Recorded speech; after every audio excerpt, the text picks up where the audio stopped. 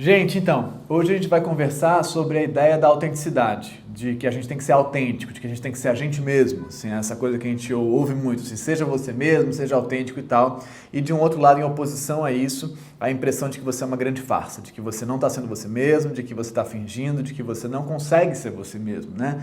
De que você está sempre num certo descompasso entre você e você mesmo.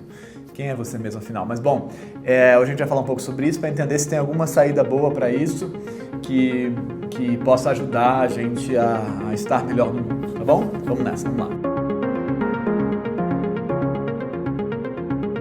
Antes de começar esse vídeo, eu quero convidar você para conhecer o Percurso da Autoescrita. O Percurso da Autoescrita é um processo de pesquisa sobre si mesmo, sim, né? Assim, ele é composto de vários vídeos aqui no canal e tem uma live todo sábado, que aí você vê os vídeos. É uma ferramenta de pesquisa, tá? Vai olhar aqui o negócio, mas é assim, para você entender como é que você funciona, não é a única maneira, não é uma coisa mágica, mas para você tentar entender como é que você funciona em função dos seus afetos, como é que você responde às suas necessidades afetivas e como é que você poderia pensar outras saídas na sua vida. Tá? Vai olhar o percurso lá e a gente então tem os vídeos e a gente se encontra todo sábado numa live, eu e a galera que está participando do percurso. E eu tiro as dúvidas e ajudo a seguir. Mas vamos lá, vamos aqui pro vídeo. Esse tema aparece muito pra mim, assim, essa ideia do cara, eu me sinto fingindo, eu me sinto farsante, eu me sinto assim que não sou eu mesmo e tal e tal. Eu fiz um vídeo lá no Florimanu, aquele canal antigo, que se chama Síndrome do Impostor, que é um dos termos que a gente usa para isso. Tudo vira síndrome hoje em dia, né? Síndrome do impostor e tal, não sei o quê. Fiz esse vídeo lá. Eu vou tentar botar aqui, ou então aqui embaixo, mas se você botar síndrome do impostor, síndrome de impostor, do impostor, nunca sei, a capa é eu sou uma farsa, assim, aí tem lá. E aí eu faço um argumento longo sobre isso, sobre como hoje em dia na nossa vida essa impressão é mais forte do que jamais foi, talvez, eu acho. Tem a ver com muitas coisas que a gente está vivendo, com qual que é a necessidade da construção de personagens da gente mesmo hoje em dia, da pressa que a gente tem para isso, para se afirmar no mundo, de uma certa aceleração dessa construção de identidade, que a gente não se dá tempo para isso, de uma mudança no paradigma das personagens que a gente usava como identificação na gente, né? A ideia do herói trágico que virou a celebridade, né? Assim, estou resumindo, mas eu faço lá um argumento longo entre assim, o que era a falha trágica que fazia a gente se identificar e com o que a gente se identifica hoje, com super-heróis, né? Com as coisas perfeitas e tal. A ideia de perfeição também, a falta de lugar para falha. Vê esse vídeo lá que tem uma argumentação mais longa sobre isso. Hoje eu queria falar mais especificamente sobre essa impressão de que você não está sendo você. É uma coisa muito dura isso, assim, porque bate na minha opinião, numa ideia que não faz muito sentido, de que a gente tem que ser a gente mesmo o tempo todo em todos os lugares. Fatalmente, a gente modula a nossa existência, né? A gente está no lugar que a gente está e lendo com quem a gente está, entendendo com quem a gente está e tentando se adequar àquela realidade. É natural que seja assim, é saudável que seja assim. Ser você mesmo em todos os lugares é assim uma coisa meio estranha, na verdade. É como se você esperasse, a impressão que eu tenho da fala das pessoas às vezes, é como se elas esperassem que elas fossem idênticas em todos os lugares. Assim, eu vou ser eu mesmo e tal e tal. E isso seria um pouco estranho, veja, é um pouco estranho que você seja a mesma pessoa no trabalho, em casa, ou com seu namorado, namorada, melhores amigos e tal, aí não faz muito sentido, posto que o seu grau de relação, de referências e a razão pela qual você está desenvolvendo aquela troca ali naquela hora é distinta. E aí a gente chega já num ponto central. Por que você está ali? Né? Isso a gente tem dificuldade de entender. A gente está nos lugares em função de alguma coisa, né? Isso gera uma razão de ser daquele encontro. E as razões de ser dos encontros são distintas. Em função disso, a gente também se coloca de maneiras distintas, né? Então a gente está no trabalho para desempenhar uma função lá e tal, né? A gente está numa relação amorosa por uma outra coisa, não é a mesma razão, né? Não é a mesma necessidade que está investida ali. Então é natural que seja assim. Mas o que me parece é que isso acontece de uma maneira tão radical para as pessoas que elas não conseguem perceber por que elas estão ali e quais escolhas elas estão fazendo dessas modulações. Então é como se elas estivessem sendo automaticamente uma outra coisa sem entender por quê. Por que eu estou sendo assim? né? Por que eu estou sendo assim? Por que eu estou funcionando assado? É como se fosse natural. Eu, por reflexo, eu reajo assim em função da demanda do outro. Eu, por reflexo, eu respondo o que eu espero que esperam de mim, que tem que esperar de mim, porque senão eu tenho medo que dê errado.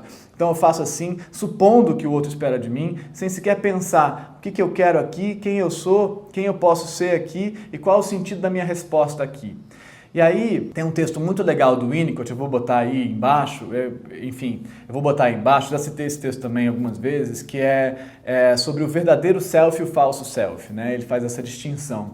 Eu nem sei se eu concordo com essa distinção, mas tem uma ideia de que você, às vezes, muito pequeno, teve que fazer modulações em você, sem sequer se dar conta muito bem do que estava fazendo, para se adequar a esse olhar do outro, né? Então, assim, bebezinho mesmo, você foi entendendo lá na leitura da sua mãe ali e tal, que assim funcionava, assado não funcionava. E aí você foi se adequando. E aí com isso você foi perdendo o que seria o seu verdadeiro self. O que é seu verdadeiro self? Isso é uma pergunta séria, né? Existe verdadeiro self? Existe eu mesmo, né? O que é isso, né?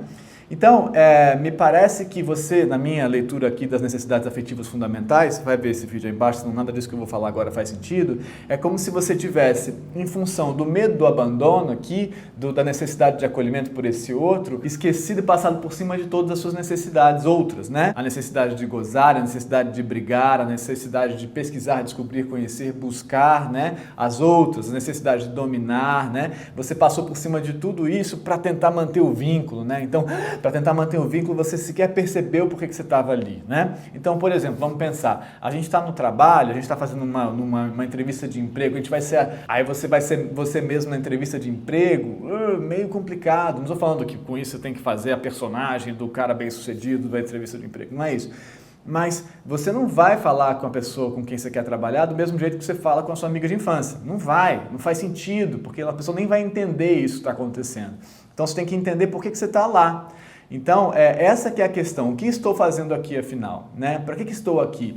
E aí, para isso, a gente tem que conseguir entender as nossas necessidades naquele encontro. E aí, conseguir pensar o que eu tenho que fazer para talvez tentar satisfazer a minha necessidade com esse encontro. Não é uma coisa pragmática, cínica, assim, então a gente está ali só para se aproveitar do outro, só por interesse. Sim, aquilo me interessa de uma determinada maneira. Esse encontro me interessa por isso ou por aquilo. A gente tem que entender isso, e para isso a gente tem que entender as nossas necessidades. O que eu estou fazendo aqui, afinal? Mas para isso você tem que conseguir fazer um processo, assim, que é muito interessante de se olhar. Né? Porque a gente está falando de máscaras, né? A gente está falando de construir uma máscara, né? Construir um tipo de performatividade, um personagem de si mesmo. Então eu vou fazer esse personagem de mim mesmo, que aí é um personagem de mim mesmo. Suponho que você sabe quem é você mesmo, olha que louco.